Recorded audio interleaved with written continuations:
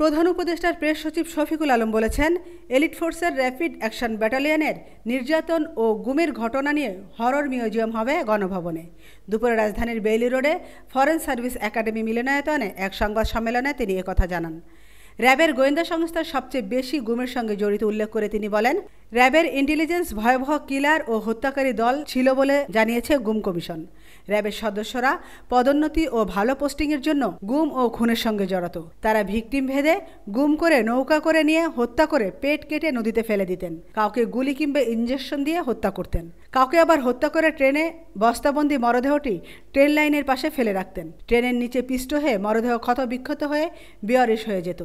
আবার কাউকে চলন্ত গাড়ির সামনে ফেলে দেওয়া হতো। তিনি বলেন, র্যাবসহ আইনশৃঙ্খলা রক্ষাকারী বাহিনীর মাধ্যমে গুম, খুন ও নির্যাতনের শিকার ভিকটিমদের কল্পনাতীত ভয়াবহ ঘটনা বাংলাদেশ তথা বিশ্ববাসীর কাছে তুলে ধরতে রাজধানীর গণভবনে নির্মিতব্য জাদুঘরের একটি অংশে হরর মিউজিয়াম স্থাপিত হবে।